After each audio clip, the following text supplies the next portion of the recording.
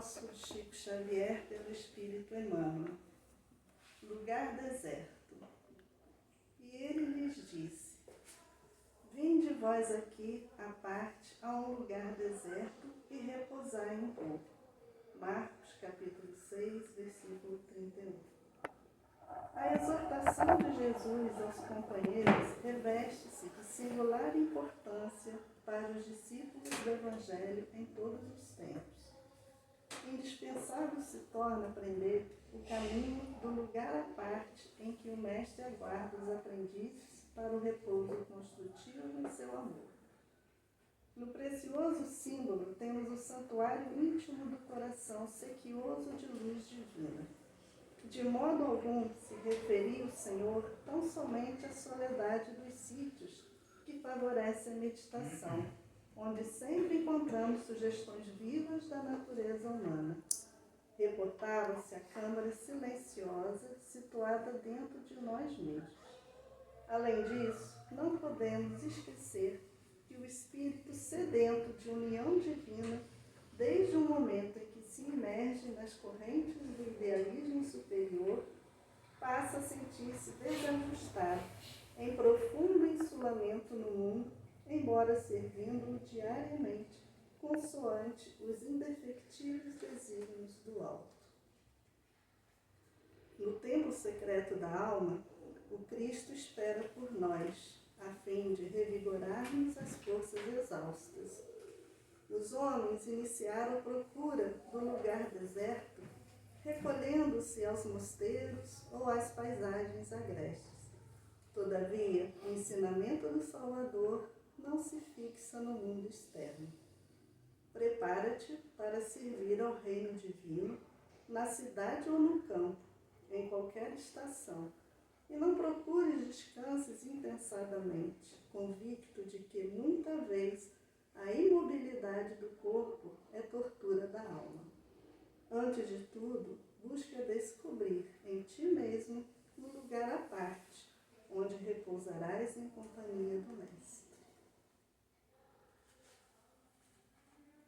Agora vamos fechar nossos olhos, elevando o nosso pensamento a Deus, nosso Pai, a Jesus, nosso Mestre, nosso Guia, agradecendo a espiritualidade querida que preparou esse ambiente para nos receber, esse ambiente de paz, de acolhimento. Agradecendo a Deus por mais essa oportunidade de estarmos aqui para ouvirmos os ensinamentos que nosso Senhor Jesus Cristo nos trouxe.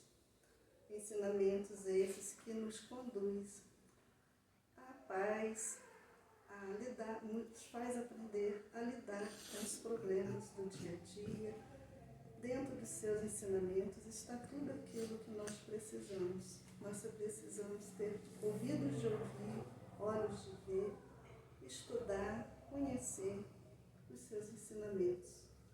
E assim, então, amado Mestre Jesus, agradecemos por esse encontro, pedimos que os bons Espíritos inspirem nossos pensamentos, abençoem o palestrante de hoje, que veio nos trazer todo o conhecimento de sua palavra. Que assim seja, graças a Deus. Hoje a palestra é com Natan. O tema é Bem e Mal Sofrer, do Evangelho segundo o Espiritismo, capítulo 5, item 18. Boa palestra, seja bem-vindo nessa casa. Bom, meus irmãos, boa noite. Vamos então dar início a mais um momento de reflexão e de estudo acerca do Evangelho. Como já foi percebido, semana passada foi anunciado que o Dalmo faria a palestra hoje para a gente, mas por motivos pessoais ele não pôde estar presente, então a gente vai tentar aqui substituí-lo nessa empreitada da gente poder estudar hoje um pouco mais desse capítulo tão importante do Evangelho.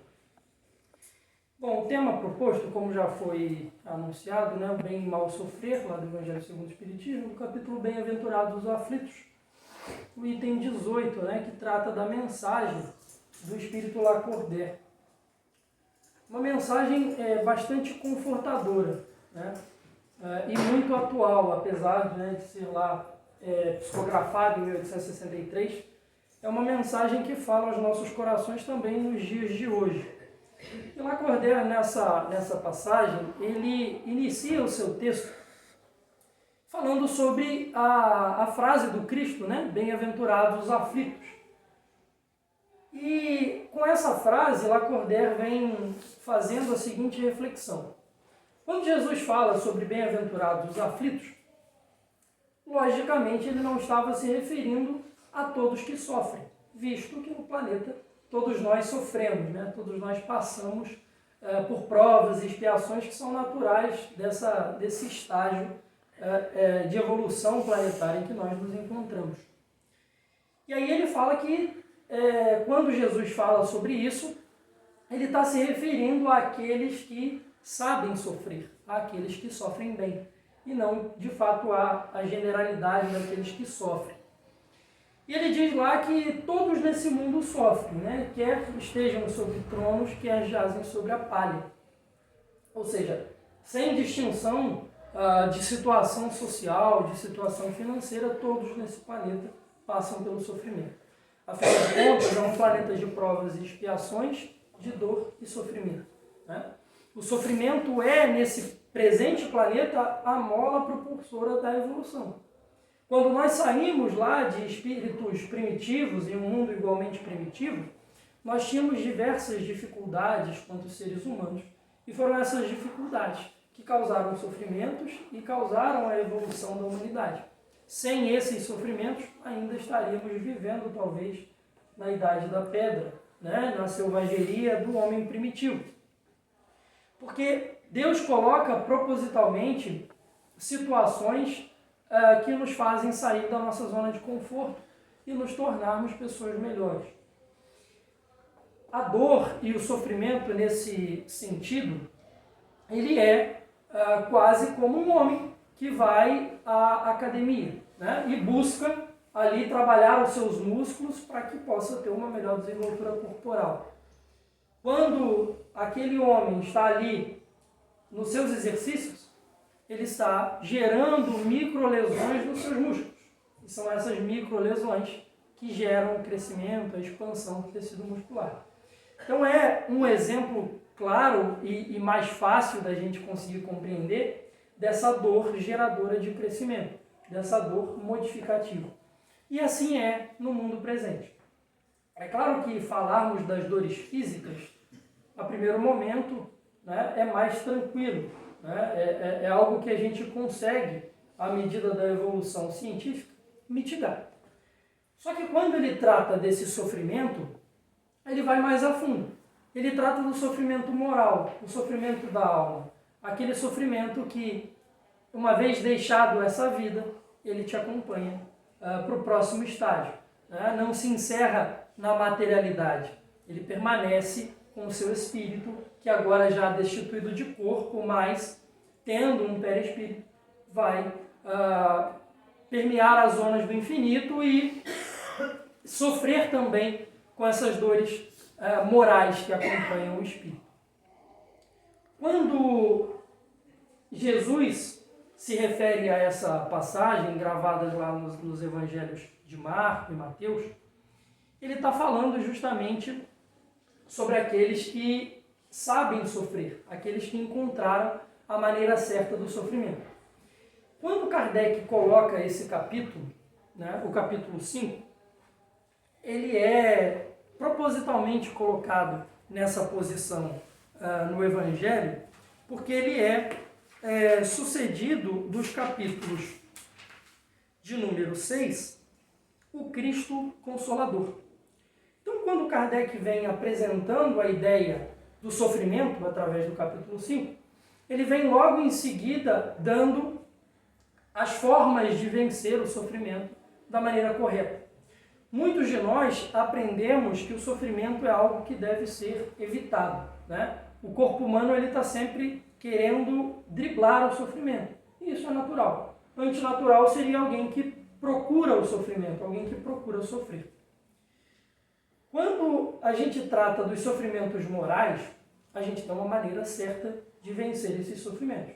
não é simplesmente deixá-los de lado, como se não existissem, e voltar nossos corações e mentes, nossos corpos, para outro lado e simplesmente passar uma borracha naquilo.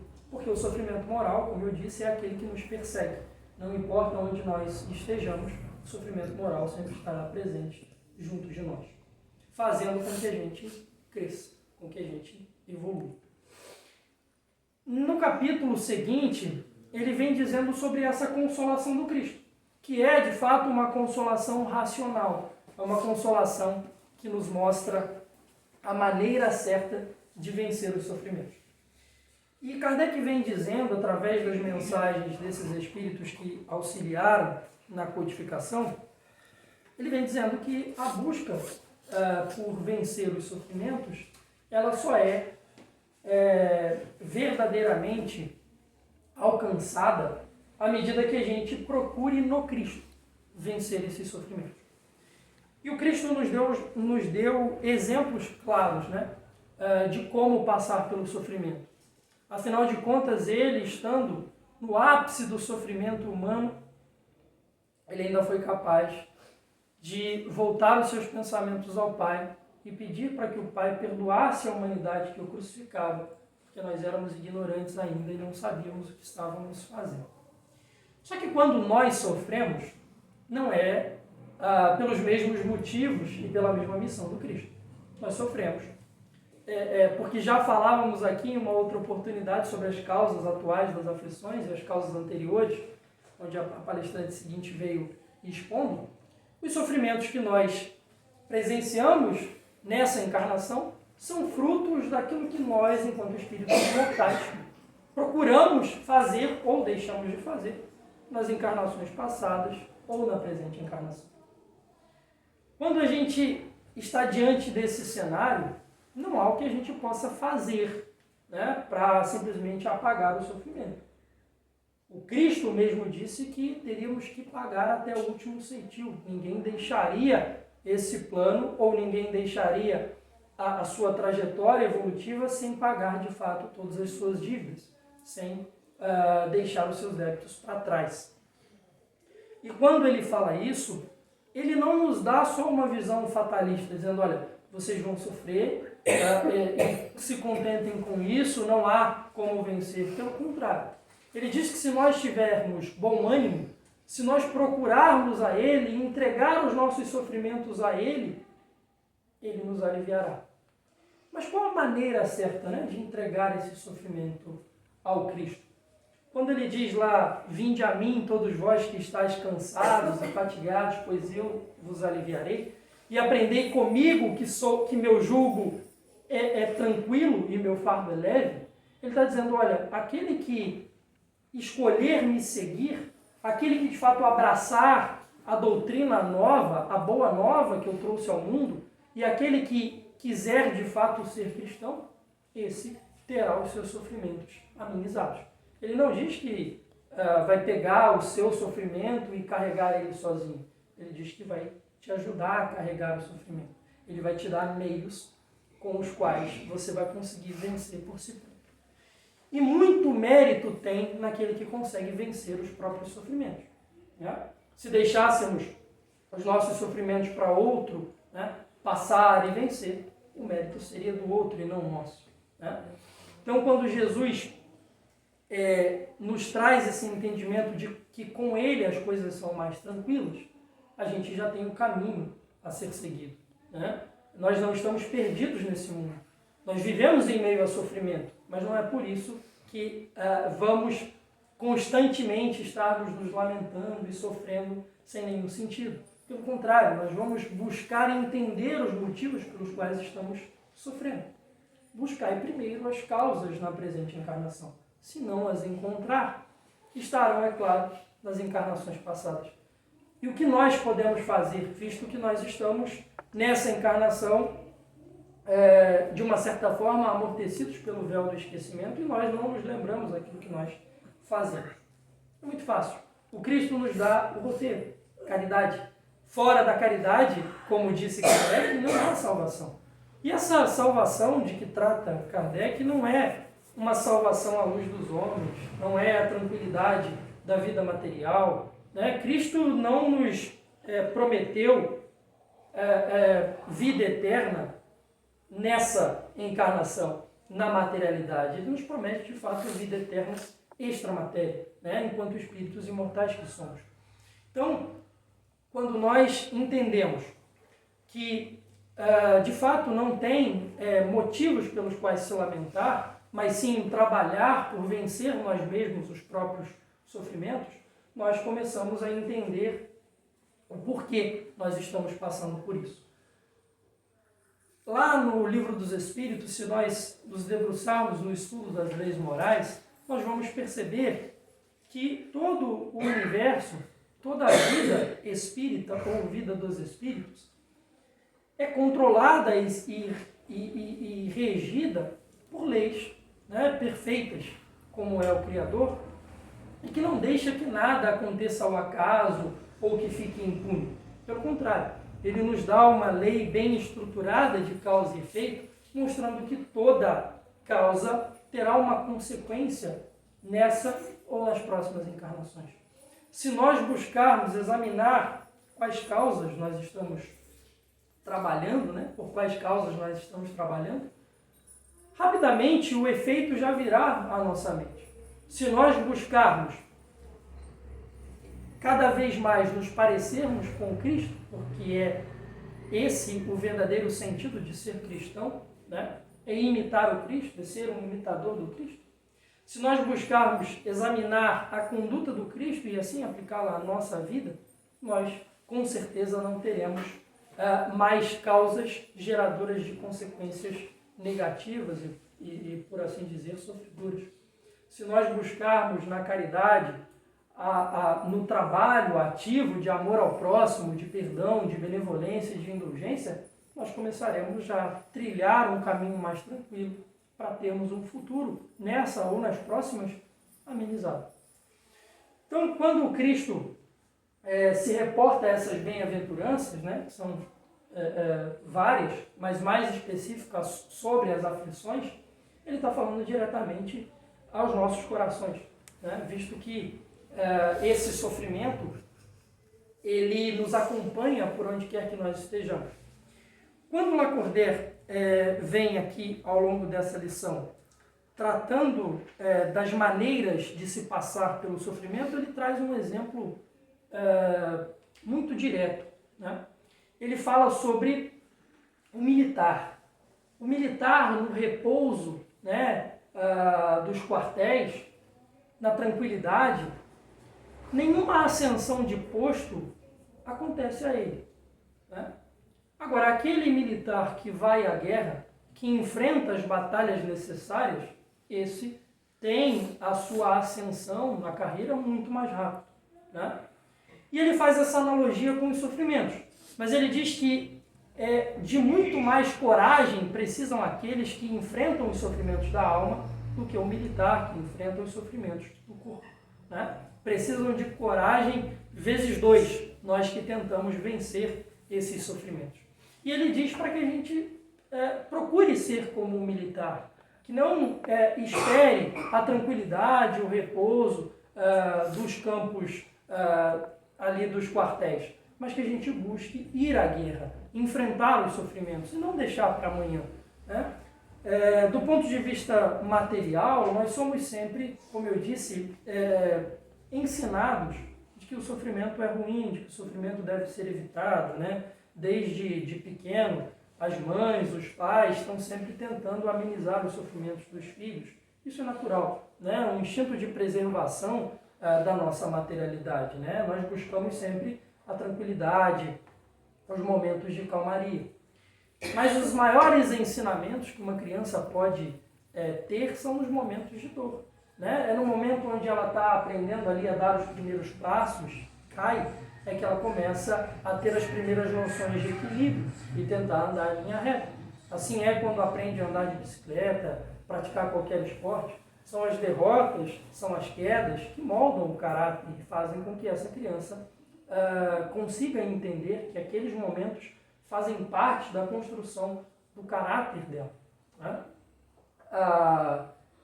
A Disney, né, Pixar, tem uma animação que retrata muito bem esses momentos, né? Quem tem criança em casa, filhos, netos, com certeza já deve ter assistido o filme Divertidamente, da Disney, né?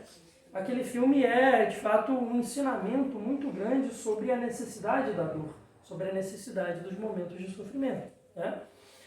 O filme se passa numa central de comando dentro da mente da protagonista, a Riley. E ali, dentro dessa central de comando, ela tem vários personagens que são responsáveis por sentimentos. Então ela tem ali a alegria, a tristeza, o medo, o nojo, a felicidade, enfim, vários dos sofrimentos base, né, do ser humano. E durante todo o filme retrata o crescimento dessa jovem, né, a entrada na vida escolar, os primeiros amigos, o time de hockey que ela faz parte, enfim, tudo aquilo que um adolescente em crescimento passa, né? E durante todo o filme, a alegria, a personagem ali responsável pelos momentos de alegria, ela quer sempre tomar o controle ali daquele painel, né? E sempre colocando a mão porque ela quer dar momentos de felicidade, momentos de alegria à personagem principal. E ela vai deixando, de fato, a dor, né? A tristeza, né? Que ali é retratado como a tristeza, de lado, né? E ela vai só colocando a tristeza de escanteio e ela sempre quer ter o controle. E o filme trata de uma coisa muito importante chamada memórias base, né? E ali naquelas memórias base são momentos onde a protagonista viveu que ficou gravado, que de fato moldou o caráter dela. Então ela tem a primeira discussão com os pais, ela tem a primeira vez que apresentou um trabalho na escola, ela tem a sua estreia no time em que ela faz parte. Então todas essas viram ali memórias base. Essas memórias bases moldam quem é a protagonista. A todo momento em que a alegria está ali sempre colocando a mão e criando motivos de felicidade, ela vai trocando as memórias bases que formavam o caráter dela por outras coisas, que são ali, a primeiro momento, para ela, são momentos de felicidade. E é nesse momento, então, que ela começa a tomar uma série de atitudes erradas. Ela discute com os pais, discute com a melhor amiga já não é mais melhor amiga dela. Ela se revolta porque está ali na fase de crescimento e acha que ela sempre tem razão maior do que os próprios pais, e se revolta e pensa em sair de casa. E durante todo esse momento a alegria está sempre fazendo com que ela olhe para outros lados e veja que ainda há alegria em meio a todas aquelas decisões erradas, né? E é no momento em que, por um descuido ali, a alegria sai, né, em busca de outras memórias básicas, a tristeza assume, põe a mão, né, no painel de controle. E a personagem começa a refletir sobre os atos ruinosos que ela praticou na vida dela. Então ela vê o lado ruim, o lado da aflição, né, que ali os controladores do cérebro dela não queriam, né, queria que ela tivesse sempre um momento de felicidade.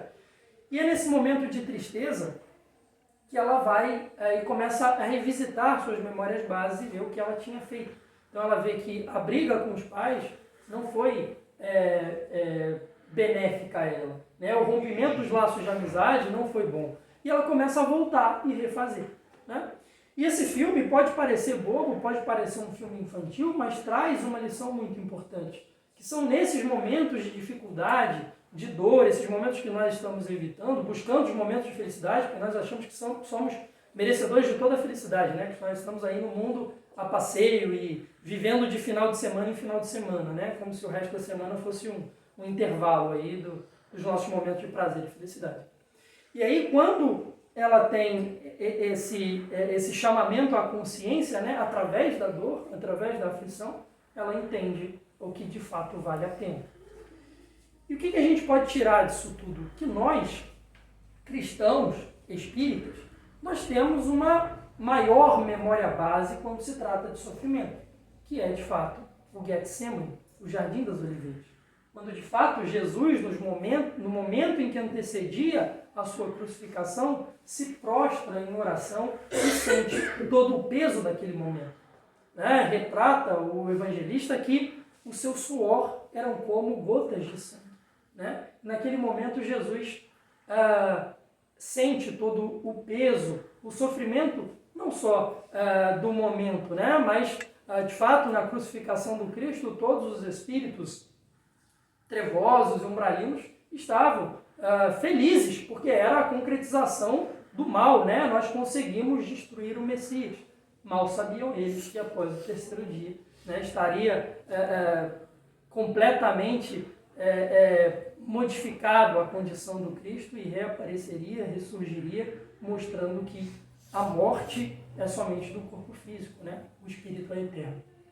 Quando a gente busca construir essas memórias bases em cima do sofrimento do Cristo, nós entendemos como sofrer.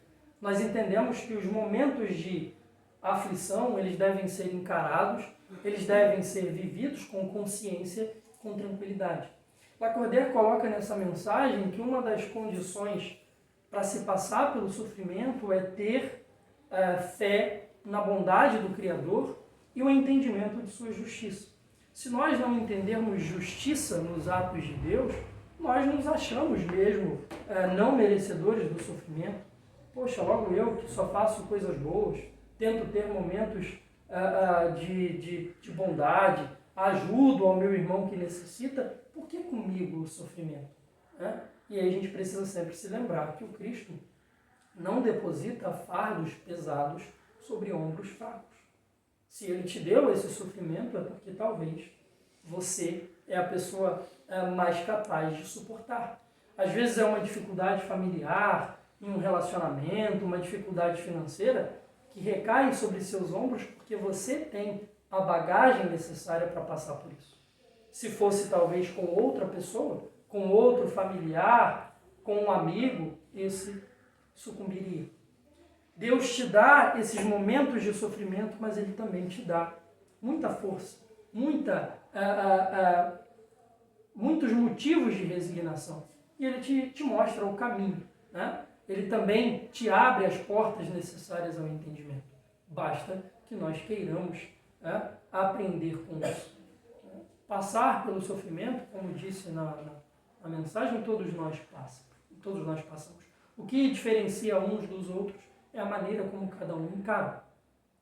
Então, quando nós estamos com a mente voltada à materialidade, esquecendo das coisas eternas que verdadeiramente importam, nós buscamos aliviar o sofrimento também na matéria. Então, se você está triste, se você teve um dia ruim, vai para uma festa, vai para o bar beber, espera o final de semana, espera um aniversário, um momento de tranquilidade para você esquecer as mágoas, as tristezas. Né? E é nesse momento em que o homem procura ainda mais ruína. Porque ele não venceu o sofrimento, ele simplesmente deixou de escanteio. Ele falou, olha, eu não quero encarar essa realidade agora, eu prefiro olhar para o outro lado e achar que isso não existe. Mas num futuro próximo, essa dor, que é a nossa maior professora, né? É a escola pela qual todos nós precisamos passar, chegará um momento em que ela cobrará de novo. Só que num futuro próximo ou num futuro ainda mais distante, as condições podem não ser as mesmas. A pessoa com a qual você deveria perdoar e reatar os laços de fraternidade pode já não fazer parte do mundo dos encarnados. E aí você perdeu a sua oportunidade de se reconciliar enquanto era tempo. Às vezes as condições já não serão as mesmas para o seu espírito numa próxima encarnação. Terão outras dificuldades, terão outros sofrimentos. E aí, será que nós estamos conscientes de que essas aflições devem ser vividas e passadas nessa vida? Ou nós estamos buscando momentos de felicidade, se esquecendo? Né? O Espiritismo, ao mesmo tempo que é o Consolador prometido e nos traz essa tranquilidade, essa serenidade, ele também é confrontador. Ele mostra que o responsável por esse sofrimento é você. Né? Quando a gente fala de sofrimento e a gente busca exemplos, né, testemunhos, porque é muito importante, né? Jesus não só pregou, mas ele entregou sua vida e a vida de seus discípulos como exemplos vivos daquilo que nós devemos seguir, e ali a gente tem exemplo dos mais variados, né? Para todos os gostos. Quem quer se espelhar mais com Mateus, pode se espelhar com Mateus. Quem quer se espelhar mais em Paulo, em Pedro, enfim, a gente tem inúmeros exemplos. Quando a gente busca histórias, né, a gente se recorda da história de Alexander Solzhenitsyn. Alguém já ouviu falar de Alexander Solzhenitsyn? Todo mundo já ouviu falar de Anitta, Ana Castela, né? Agora, Alexander Solzhenitsyn, será que está fazendo parte aí do nosso entretenimento, né? É isso que a gente tem buscado como exemplos, né? Infelizmente, o imaginário coletivo, né, carece desses exemplos de vida, que são personalidades completas, né? Que passaram por momentos de dor e sofrimento e venceram e deram um exemplo. Né? Alexander Solzhenitsyn escreve em seu livro Arquipélago Gulag os sofrimentos que ele passou num dos maiores campos de concentração. Né? Nós, quando falamos em campos de concentração, nós logo pensamos em Auschwitz, né? Mauthausen, os campos de concentração nazista. Né? Só que o Gulag era o campo de concentração da União Soviética. Né?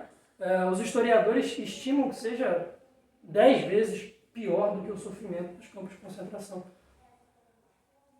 Alexander Solzhenitsyn era um soldado soviético, um jovem soldado, né, que ali se alistou para estar no fronte, lutar pelo seu país na Segunda Guerra.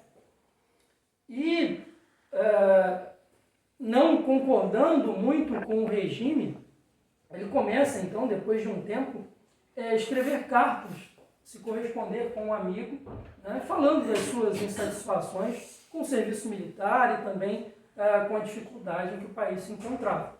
Como na União Soviética não existia sigilo de correspondência, as cartas dele foram abertas pelo governo e ali viram tudo aquilo que ele falava, tudo aquilo que ele criticava, e então ele é preso. Né? Aquele que deu a sua própria vida pelo país foi preso por esse mesmo país e condenado ali a ficar tempos no presídio. Só que a vida de Alexander Solzhenitsyn não começou no sofrimento aí. Né? Muito antes dele se alistar, ele já tinha perdido o seu pai, muito jovem, e logo após, já atingir ali a maioridade, ele perde também a sua mãe. Então ele fica órfão da sua própria família, e então busca, né, no serviço à pátria um sentido, né, para a sua existência. E quando ele é preso, ele continua, né, do presídio a comunicar com esse amigo que também serviu nos frontes de batalha. E o amigo dele fala para ele, olha, tudo isso que você está passando é culpa sua. Ele fala, mas culpa minha, né? Eu me doei a esse país, eu tentei, e ele tive as minhas correspondências violadas, enfim, descobriram, né, o que eu estava falando. E ele fica com isso. Bom, diz que então esse sofrimento é culpa minha. Meses depois o seu amigo vem a falecer e ele pensa, bom, se o meu sofrimento é culpa minha, ele também de alguma forma cavou o sofrimento dele. Esse sofrimento também é culpa dele. E ali estando preso, né, quando já não havia motivos, né, para acreditar, ele desenvolve um câncer. E aí ele descobre esse câncer preso, né? Então ele já tinha ficado órfão da própria família, tentado servir ao país, sido preso e quando preso, descobre um câncer. E seu amigo morre. Né? A gente nem imagina passar por esse sofrimento. Né? Parece Joseph Klimber, né? Quem lembra aí do Joseph Klimber? Ninguém? A vida de Joseph Klimber, depois pesquisem lá, é muito engraçado, a vida de Joseph Klimber. Quando você acha que não vai acontecer mais nada, o cara sofre de novo. E aí, Alexander Solzhenitsyn, nesse momento, escreve, né, o seu livro, contando as dificuldades ali do Gulag, né, desse campo de concentração. E ele fala que, olha, existe no sofrimento também coisas boas. Ele aprendeu que existem coisas boas. Né, que do sofrimento pode-se tirar as maiores lições. Ele diz que a alma humana, são poucas as almas que estão preocupadas com essas lições que podem ser tiradas do sofrimento. Diz que muitos sofrem, né, mas que poucos conseguem, de fato, compreender a importância disso. E graças a Deus ele teve essa oportunidade de entender a importância desse sofrimento. E ali ele relata, né, em diversas páginas, o quanto isso foi benéfico a ele. Às vezes nós passamos por uma dificuldade no trabalho, por uma batida de carro no trânsito, e nós achamos que, poxa, acabou o meu mundo, né? Eu estou sofrendo, a minha dor é sempre a maior dor do mundo. Quando a gente olha para esses exemplos de pessoas que sofreram assim, o ápice do sofrimento físico, né? Porque viveu em um campo de concentração soviético, num país extremamente frio, então tinha que iniciar fome, frio, né? E todos os problemas psicológicos, e ainda assim ele deixou relatos, né? Tem relatos em vídeo, né? Depois pesquisem. Alexander Solzhenitsyn no YouTube tem o relato dele falando de como isso foi importante para ele. Quando a gente busca esses testemunhos vivos, né, a gente começa a olhar para nós mesmos e pensar, bom, será que o meu sofrimento é tão grande assim? Será que a minha dor é a maior dor do mundo? Né? E entender que também desses momentos, nós que estamos buscando aqui um pouco mais de entendimento, nós temos o dever de tirar lições positivas disso. Né? Nós temos o dever de sermos bem-aventurados. Né? A exemplo de Alexander Solzhenitsyn, a gente tem um que é mais conhecido, né? Viktor Frankl, né? Escreveu Em Busca de Sentido, esse já é mais conhecido. Né? Esse enfrentou as tenases de um campo de concentração nazista. Né? Ele que já era um profissional renomado da área da psicologia, da psiquiatria humana, e ele ali é preso, encerrado em um campo de concentração nazista, e durante esse momento, ele percebe que aqueles que conseguiam vencer, aqueles que duravam mais tempo, eram os que tinham um objetivo, um ideal maior, para além dos muros dos campos de concentração. Então era aquele que não sabia o paradeiro de sua família, buscava sair dali, encontrar a família. É aquele que se debruçava em um sonho, né, em um desejo de se conquistar, e que tinha a certeza de que se dali saísse, seguiria os seus planos. E ele buscou para ele a certeza de que ele voltaria a atender, voltaria ao seu consultório, voltaria aos seus pacientes e daria a sua vida em benefício daqueles que precisavam dele. E foi assim que ele conseguiu se manter. Às vezes faltava, na maioria das vezes, faltava alimento, faltava água, e ainda assim ele conseguia se manter de pé, porque ele tinha um objetivo maior. Qual que é o nosso objetivo nessa encarnação? Qual que tem sido a nossa meta? Onde nós queremos chegar? Isso é muito importante. Né? Quando a gente tem bem definido para onde nós iremos, onde nós esperamos chegar, as coisas se tornam mais fáceis. A gente não está dizendo aqui que o sofrimento vai embora de uma hora para outra e que daqui para lá passou a ser um mar de rosas. Não, ainda vai doer, ainda vai te fazer chorar, ainda vai te dar bastante trabalho passar por esses momentos. Mas o que vai diferenciar é a consciência com que você passa. Se você se entrega de corpo e alma àquilo e entende que naquilo também existe um motivo maior. C.S. Lewis costumava dizer que a dor é o megafone de Deus para um mundo surdo. Então, às vezes, nós não estamos prestando muita atenção na nossa vida espiritual. Nós estamos buscando as coisas da materialidade como se aquilo fosse o nosso objetivo, como se as coisas se encerrassem na matéria e só tem essa vida. E o sofrimento, às vezes, chega para te mostrar que você não é um corpo que tem uma alma, mas você é uma alma que tem um corpo. E você precisa cuidar do seu corpo físico, mas você também precisa cuidar do seu espírito. E às vezes, muitos de nós que chegamos até a doutrina espírita, chegamos pela dor. Bendita dor que nos trouxe a consciência, que nos trouxe essa doutrina consoladora, que nos dá um pouquinho de motivos para continuar acreditando. E a exemplo de Viktor Frankl, nós também devemos entregar as nossas vidas em benefício do próximo. E é aí que nós damos sentido. Né? Por isso a caridade ela é tão benéfica. Não só aquele que recebe a caridade, mas mais ainda para aquele que a pratica. Porque ele colocou sentido. Ele colocou sobre a sua existência um ideal maior. Eu estou aqui por um motivo. Né? E se nós, cristãos, estamos buscando ser imitadores de Cristo, o Cristo mesmo nos disse, né? O Filho do Homem não veio para ser servido, mas para servir. E se nós que buscamos nos parecer com Ele, nós também estamos aqui para servir. Nós também estamos aqui para fazer valer essa encarnação. Né? E às vezes nós ficamos buscando, né, sentido e objetivo de vida, e às vezes muitos se perdem nessa busca. Mas Jesus também nos dá o roteiro, né, de como achar, né, o seu propósito. Né? É de fato fazer aquilo que faz bem. Né? Aquilo que faz bem, não o seu corpo, não a sua consciência enquanto homem encarnado, mas a sua consciência de imortalidade. Né? Aquilo que faz bem verdadeiramente ao seu espírito. Esses propósitos divinos que fazem com que a gente enxergue a vida como sendo algo que vale a pena. Né?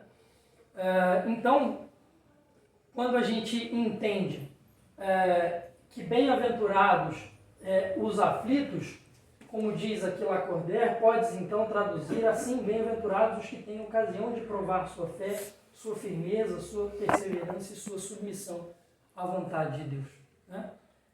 A gente começa a entender essas dificuldades como sendo oportunidades de nós provarmos a nós mesmos, né? Se realmente nós estamos aprendendo, se realmente nós somos fortes, se realmente nós temos por base uma fé viva na bondade de Deus.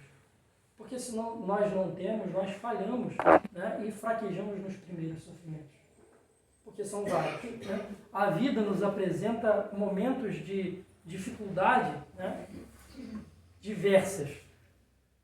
Só que a gente tem que começar a olhar para o Cristo e buscar nele tudo aquilo de bagagem que ele nos entrega já pronto, né?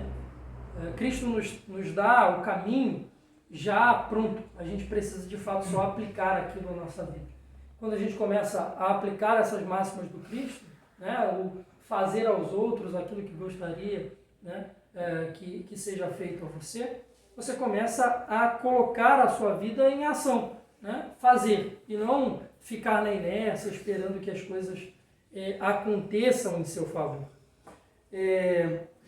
E o capítulo, que é o objetivo do nosso estudo, ele narra diversas mensagens, né, de espíritos que dão lições, de fato, de como vencer esse sofrimento, da maneira certa de se passar por esses momentos. Lacordaire, nessa lição, ele vem dizendo que Deus recusa consolação para aqueles que faltam coragem. Ou seja, às vezes nós buscamos em Deus, né, consolação, porque nós buscamos, nós acreditamos que Ele vai fazer com que os nossos sofrimentos desapareçam, mas aquele que não tem coragem de enfrentar os próprios sofrimentos, Deus não pode fazer, simplesmente chegar e resolver os problemas da nossa vida. Porque se assim fosse, nós não aprenderíamos com aquele momento e viríamos a causar sofrimento outra vez. Né? E viveríamos assim, né, numa bola de neve. Se Deus resolvesse, a gente ficaria mais tranquilo e essa tranquilidade geraria mais sofrimento. Há uma mensagem no Pão Nosso que fala exatamente sobre a morte do Cristo, mostrando que o momento em que o Cristo se despede desse plano é extremamente necessário e importante à evolução da humanidade.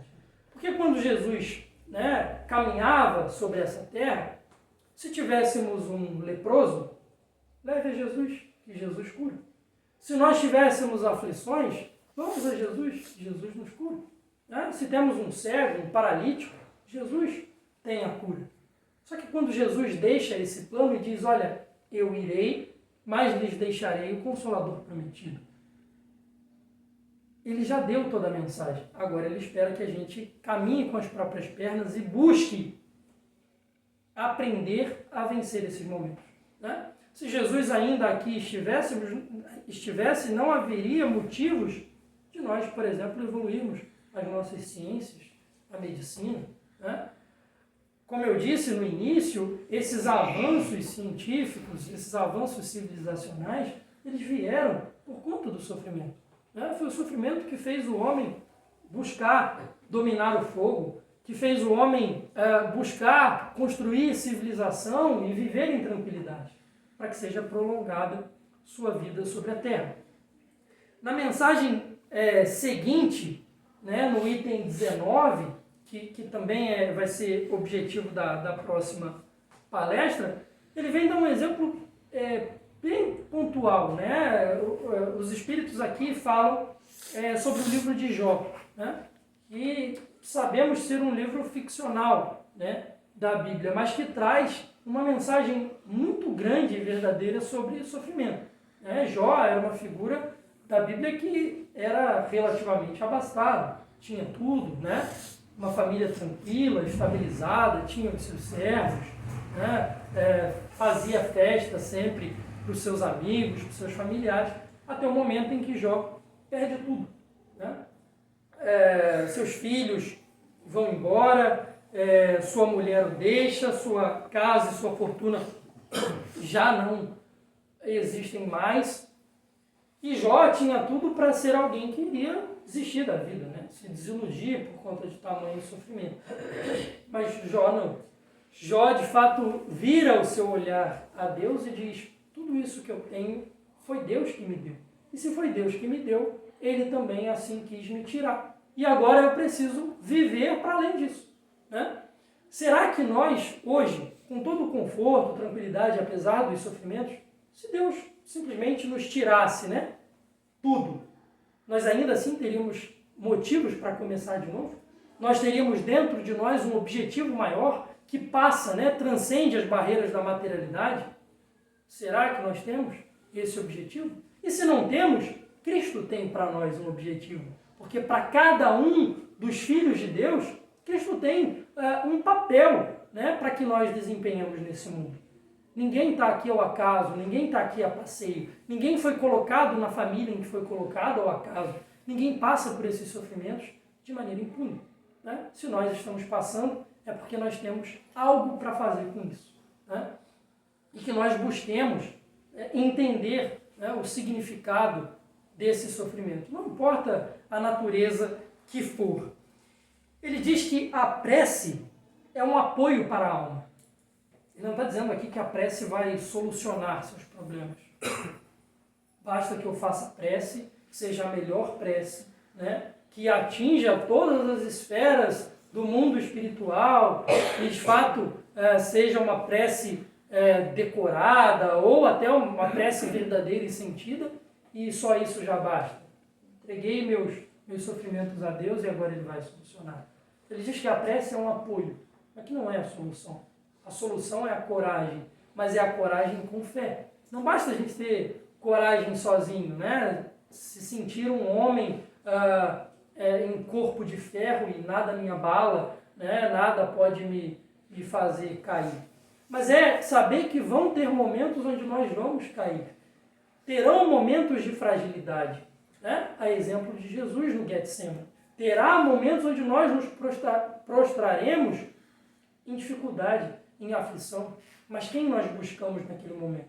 Nós buscamos aqui no mundo tangível, nós buscamos na família, nós buscamos no relacionamento, nós buscamos no dinheiro, nos bens materiais? Será que essa é a nossa fonte de força? E se essas coisas forem embora? Acabou o meu mundo? Acabou a minha vida? Né? Quando nós temos nossa fonte inesgotável de força em algo que é imaterial, imutável, né, que sempre esteve e sempre vai estar, as coisas começam a ter outra significação. Né?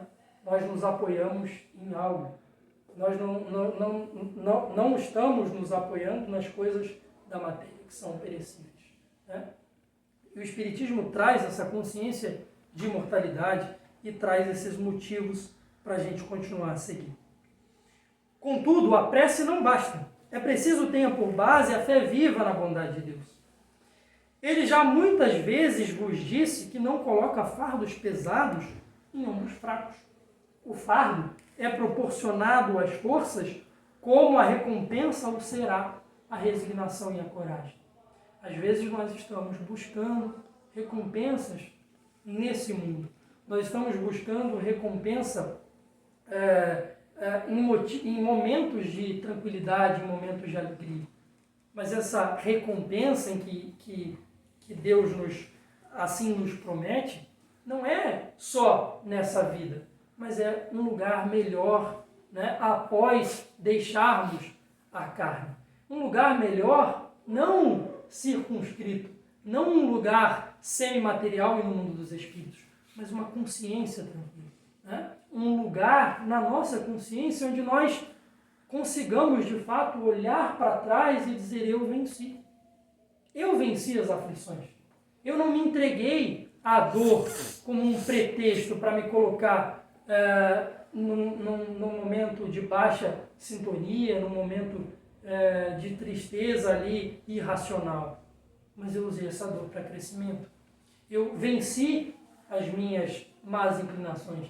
Eu me tornei um espírito melhor com essas dificuldades. E aí tem mérito em olhar para trás e dizer: fui o mais forte. É o que ele coloca nessa lição. Nenhuma recompensa obtém o homem por essa espécie de coragem. Aqui ele está tratando daquele exemplo que nós trouxemos do militar. Né? Não está tratando da coragem do ponto de vista material. Porque coragem para enfrentar as dificuldades da matéria, às vezes nós não temos, mas nós ainda assim buscamos. Né? Nós damos a volta, nós fazemos o que for necessário, seja uma dificuldade financeira, até mesmo uma dificuldade de saúde, nós buscamos resolver de alguma forma. Coragem para essas dificuldades é a mais fácil. Agora, a coragem moral de olhar para si e dizer: o problema reside em mim, não fora de mim, e eu preciso por mim mesmo resolver, essa é a coragem verdadeira. Essa é que transforma o homem. Deus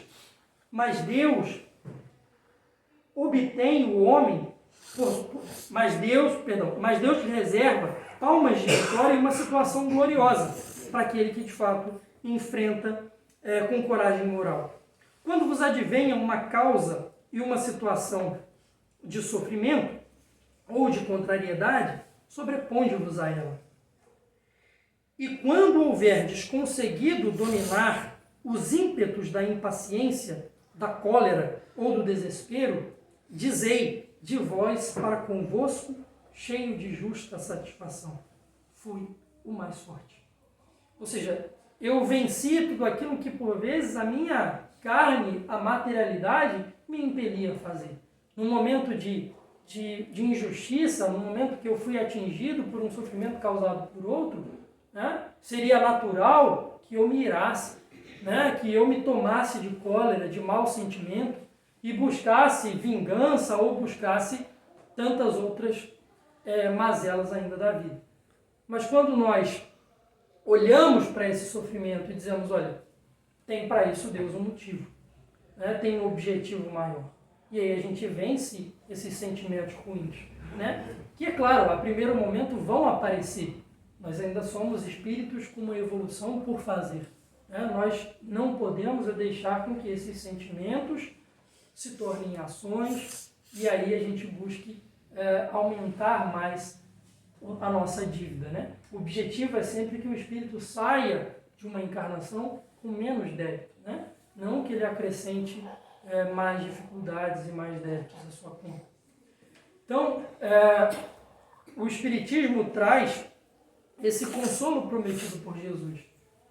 Mas, como eu disse, não esse consolo inerte, que espera a ação dos bons espíritos por meio da prece, que espera a situação melhorar, que espera uma próxima encarnação, não aí, numa próxima eu vou enfrentar os meus algozes, aí eu vou enfrentar os meus sofrimentos. Não. O Espiritismo traz conforto, mas também traz confronto. Nos coloca a agir, mostrando que, olha, ninguém pode fazer por você. Você deve ser o protagonista da sua encarnação. É você que tem que fazer. Né? Os bons espíritos te darão todo o suporte. Né? Mais do que isso, o seu anjo guardião. Aquele espírito protetor responsável pela sua encarnação. Então, busque se achegar a ele. Né? Mas eu não sei quem é. Aí a gente pode parafrasear o Chico para o Divaldo, né? Chico, quem é o meu mentor? Quero saber quem é o meu mentor. Na ocasião ele ainda não conhecia Joana de Ângeles. Quero saber quem é o meu mentor. Chico disse para ele, olha, seu mentor é Jesus. Ele disse, mas Jesus é de todo mundo, eu quero um só para mim. Né? Quando nós não sabemos quem é o nosso espírito protetor, aquele que de fato está junto de nós, que a gente direcione nossos pedidos, nossas intercessões ao Mestre. Né? E, por consequência, esse irmão, né, que é responsável por nossa encarnação, ele ali vai estar junto de nós, dando forças para que a gente consiga vencer. Né? À medida que nós buscamos vencer o sofrimento, como eu disse, do ponto de vista material, né, vencer o sofrimento, na verdade só colocando de lado, o nosso espírito protetor nada pode fazer, porque não vai interferir no nosso livre-arbítrio. Então, de fato, ele se afasta e deixa que a gente mesmo aprenda com as nossas escolhas e com as consequências dessas escolhas. Basta uma simples prece, verdadeira, sentida, né, humildemente pedindo a ajuda desse Espírito que só lhe quer bem. E no mesmo momento, ele ali vai estar te auxiliando. E como isso acontece? Né? Com uma intuição. Que às vezes nós nos sentimos, né, os detentores da sabedoria, olha, eu fui muito inteligente em solucionar tal dificuldade dessa forma. Engano nosso. Né? Que tivemos muita ajuda do lado de lá. Essa ajuda vem, mas é preciso que nós façamos o que Jesus nos orientou. Faça por onde? O céu e a terra se moverão para te ajudar. Procure e achareis. Bata e a porta será aberta. Né? Então, com isso, o Cristo está dizendo, olha, faça você por você. Busque se melhorar. Busque vencer o sofrimento. Porque a ajuda não vai te faltar. Né?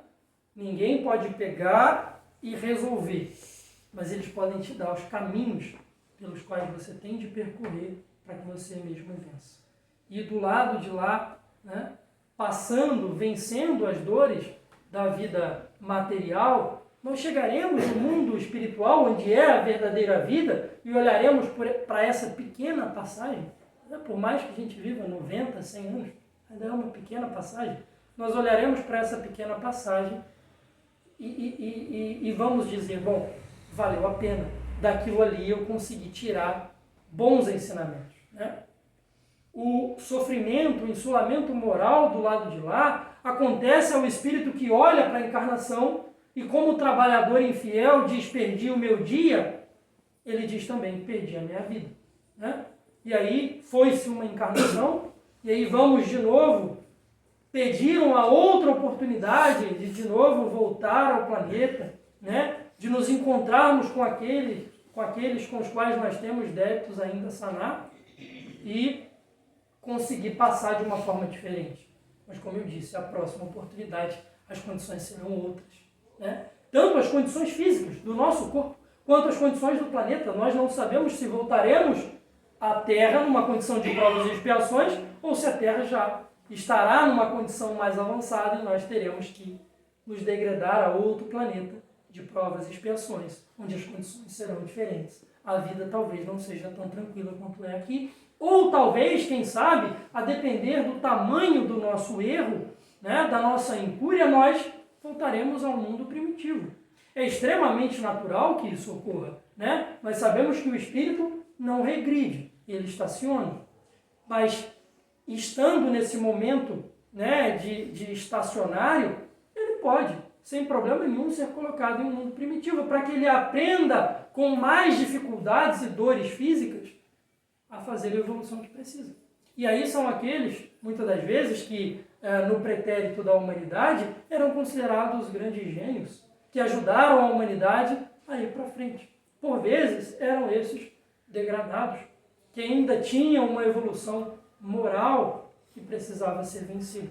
Né? Nenhum espírito chegará a ser perfeito com a balança desequilibrada. Ou seja, ninguém vai chegar lá sendo só muito inteligente, ou só sendo muito moralmente evoluído. É preciso que a gente faça as duas evoluções. É preciso que a gente busque se intelectualizar, mas que a gente busque se moralizar, que a nossa balança esteja sempre equilibrada. Né? A evolução é de forma integral. E que a gente sempre se lembre de que encarnados nós temos que cuidar do nosso corpo físico, Nós temos que cuidar do nosso perispírito, mas também nós temos que cuidar do nosso espírito, né? Nós temos um corpo para cuidar nessa encarnação. E com o corpo é natural que a gente se afaste do sofrimento, para que o nosso corpo consiga viver saudável e tranquilo. Com o nosso perispírito, a gente tem que buscar não feri-lo, ou seja, ter maus pensamentos, né? Ter atitudes ruins, mentalmente falando, né? Cuidar mesmo da nossa vibração, ir à casa espírita, né? Fazer parte dos grupos como esse, de reflexão, de estudo da mensagem do Cristo. Fazer uso constantemente da água fluidificada, ter o hábito do Evangelho no lar, o passe, são formas de tratar o sofrimento no nosso perispírito. E no nosso espírito é vencer as nossas imperfeições morais. E não há outro meio senão pelas obras da purificação, que são o consolo que Jesus tanto nos falou. Se nós buscarmos consolo em outro lugar, a primeiro momento vai acontecer. A gente vai achar que venceu.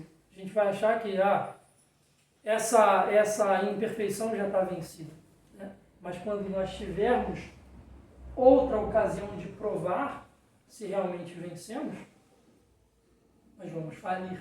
Porque não tratamos daquele momento com a devida importância. Não olhamos para a dor como essa mola propulsora da nossa evolução. Então, que a gente tenha sempre em mente que esses sofrimentos, essas ocasiões de nos tornarmos bem-aventurados, são oportunidades, de fato, de provar aquilo que nós estamos aprendendo. E se ainda não aprendemos, que busquemos aprender através desses momentos, né? Como eu disse, muitos chegam à doutrina espírita pela dor, né? Mas que, uma vez estando aqui, que a gente busque conhecer as nossas outras imperfeições sem que a gente precise necessariamente aprender pela dor, né? Inteligente é aquele que passa pela dor e aprende. Sábio é aquele que aprende com a dor do outro, que vê as consequências negativas causadas por escolhas negativas e nós pensamos, bom, por esse caminho eu não vou seguir, por aqui eu sei que não vai dar certo. E nós temos, né, com Jesus, exemplos nos seus discípulos, do que eram antes e do que se tornaram depois. Que a gente já busque entrar na próxima vida batizados, né? Ou seja, passados pelo Cristo e nos tornarmos pessoas diferentes, né? Porque o sentido que Cristo deu para o batismo é de fato esse, né? Se tornar nova criatura depois de ter conhecido a Cristo. E nessa encarnação, bendito seja Deus que nos deu a oportunidade de contato com tão maravilhosa e esclarecedora doutrina, que nos faz entender, né? Não nos dá ali explicações vazias. É assim porque tem que ser assim, porque assim Deus quis. Ou porque isso aconteceu com tal pessoa porque é castigo divino. Quando nós entendemos que não há, né, castigo. Há a aplicação natural da lei perfeita, né? Causa e efeito, né?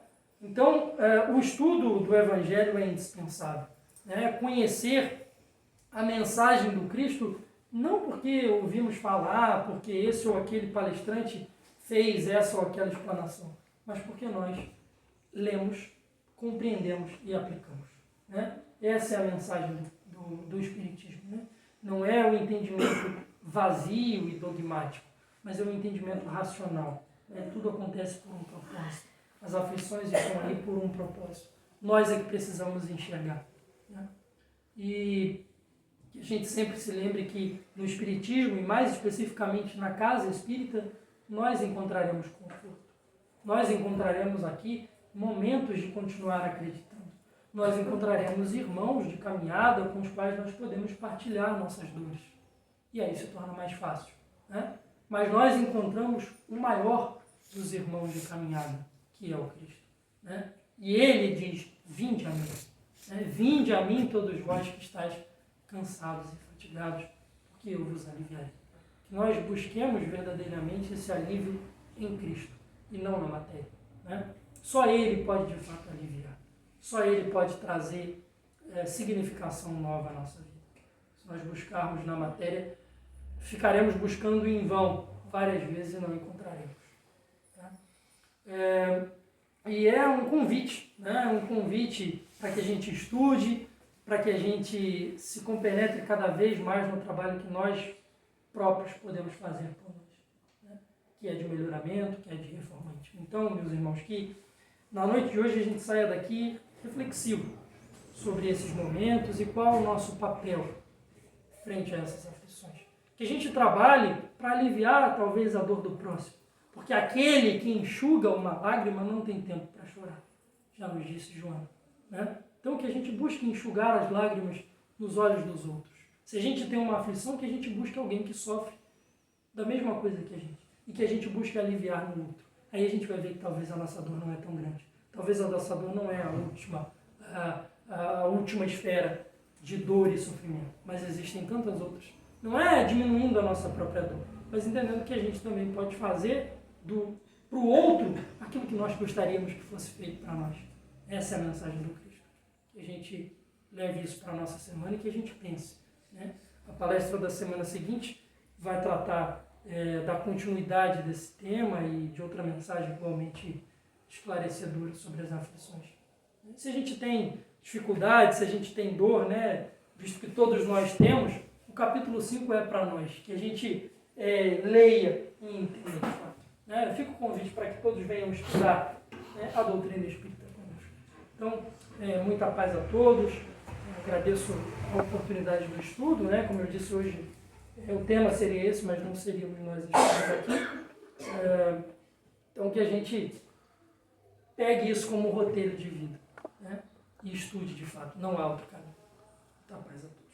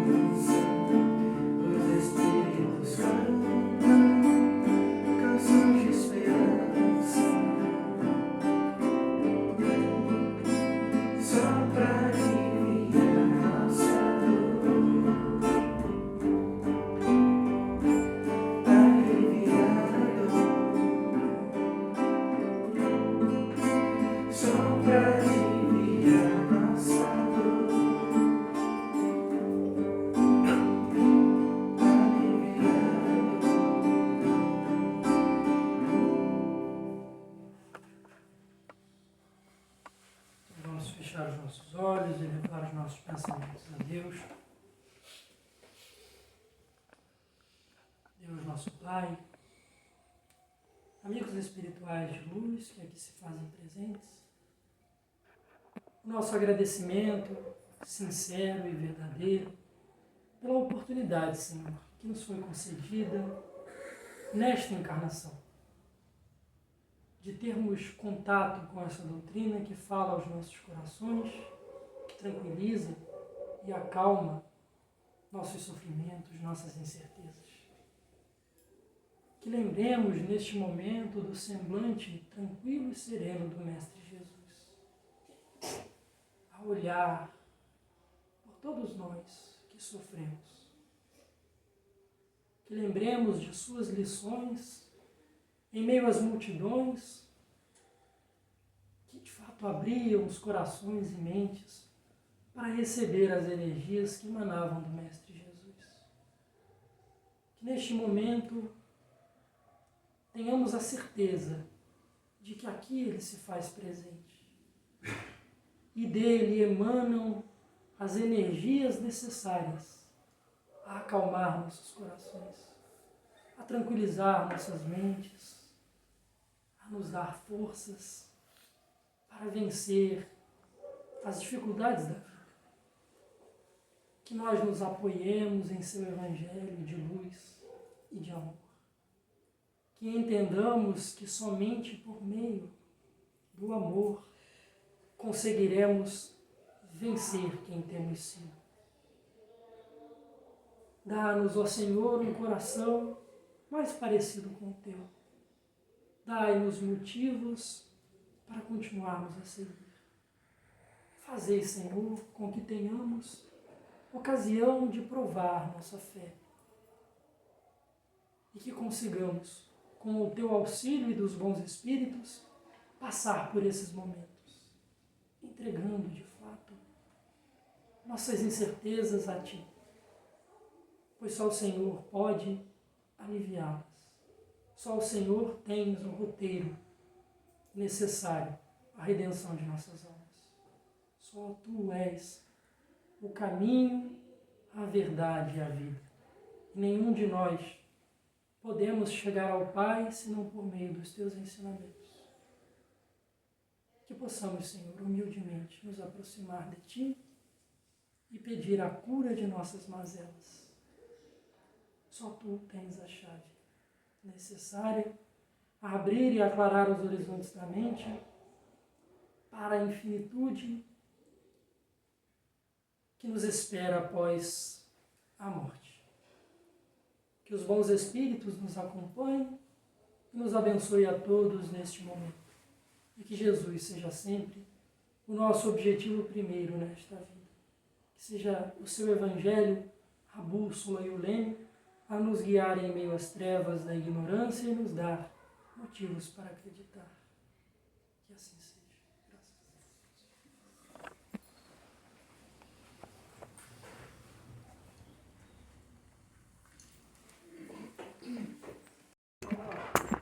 Sexta-feira é somente para aqueles que vão estar em tratamento espiritual.